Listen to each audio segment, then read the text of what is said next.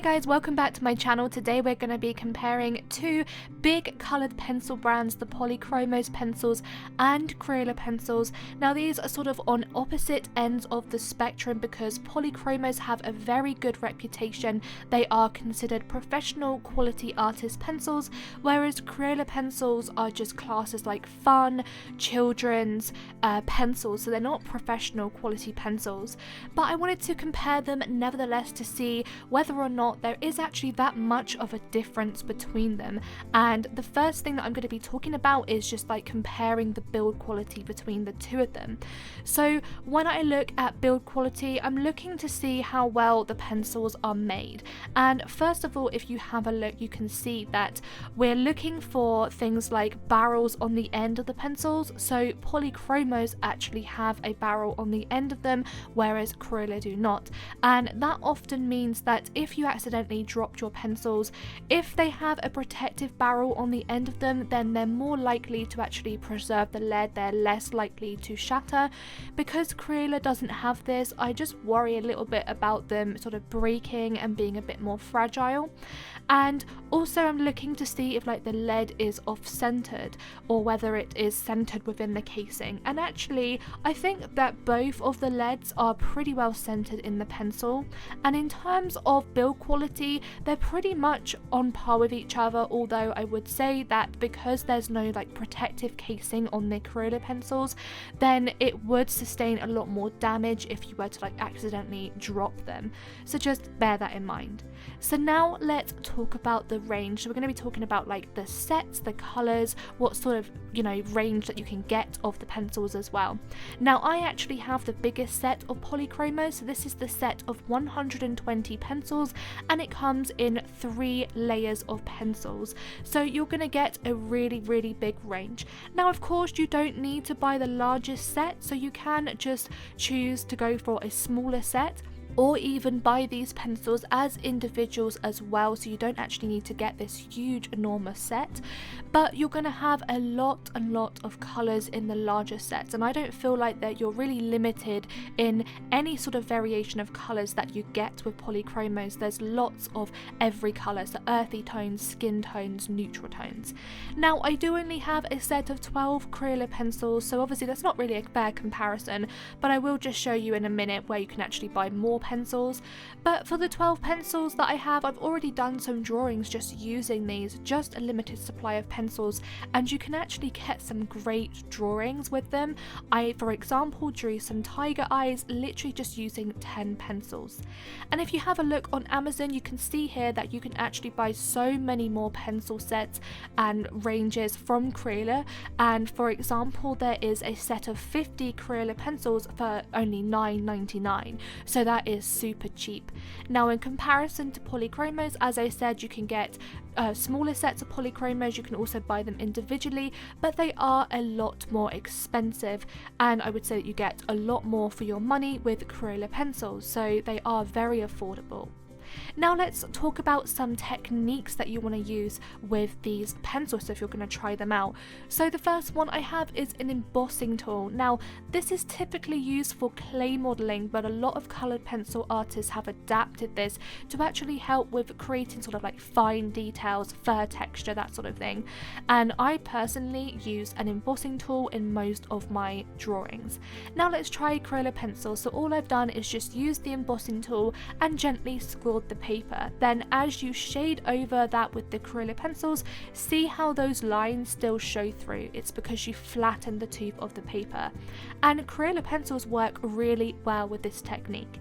So now let's compare that to the Polychromos, and again, as you can see, it works really well. You can see the words that I've written there, the word hello there that I've written, and it's so easy to just go over them and the lines show through. So for this technique they both work excellent. So then we have an Exacto knife, and an Exacto knife is used for like pulling up little details. For example, if you're wanting to pull away some darker areas of fur and you want to reveal some lighter fur patches underneath, this is a great technique to use, something that I use all the time. So let's have a go at using Polychromos with this technique. So first of all I'm doing is just shading down some Polychromos, just using a few pencils there, just saturating the paper a little bit.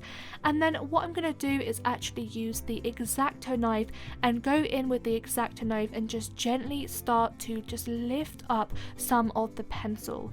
And what you should see is that it will gently scratch away the top layers of pencil to reveal the lighter tones underneath. So let's try this for Crayola. So the same sort of process, I did just use different colours. So I'm just using some blue and some green of the Crayola pencils, and I'm just doing the same thing. So just adding some pencils down, adding enough layers down, and then what I'm going to do is actually go in with the Exacto knife again and start scratching away some layers. And again, really easy to do this. I found the pencil layers came off really nicely with both pencil brands. So now for details. Now I was expecting the Crayola pencils not to be very good at details, but I'll show you in a minute how they actually fared up. So with Polychromos, now Polychromos are mainly oil-based pencils, so they have a harder lead. Now this means that they're going to be great for details because they will retain their sharp point for a lot longer than pencils that have more wax properties in them. So this means that you're going to get really sharp lines instead of the lines going fuzzy and thick.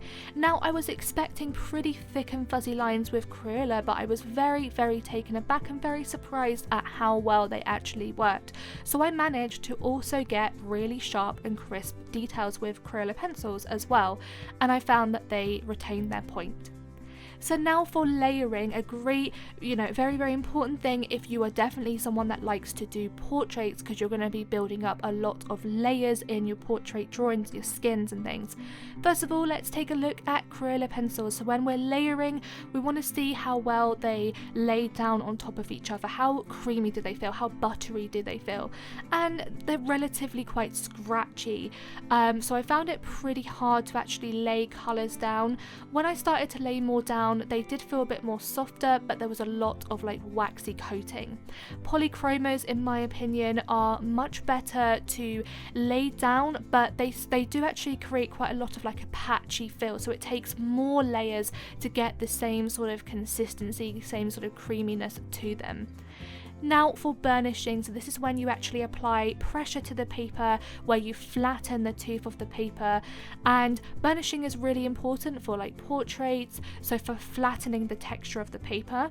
And I just want to see how well they actually do. So when you actually burnish with Polychromos, it's very easy to do this, although I would find it a little bit easier to do this with pencils that have more wax sort of properties in them. And they were pretty much on par with each other, but I would say Polychromos were better because they didn't produce as much sort of like waxy coating, as much of a scratchy effect as the Crayola pencils did. So now for sharpening, really important, especially if you're going to be trying to get in a lot of details. For example, with animals, you want to be using sharp pencils. So let's take a look at Crayola pencils. As you can see, this Crayola pencil was pretty blunt when I first got this out of the packaging, and it's super important to make sure that the pencil is nice and sharp, especially if you're going to be creating a lot of texture, a lot of details, where you need to have very sharp pencils. Now I sharpened this in the Superpoint Derwent manual sharpener, and it came out with a really sharp point. Now for Polychromos, again you can see that it's got a pretty blunt tip to this, so again I want to see how well this fares in the Derwent Superpoint manual sharpener. And as you can see, again the same thing, it's got a really sharp point. I did feel that the Polychromos sharpened a little bit better than Crayola pencils. It was actually really hard to sharpen Crayola pencils. And then we're moving on to solvent. Now solvent is great if you're wanting to actually blend out coloured pencils very quickly, because a solvent sort of breaks down the pigment in coloured pencils.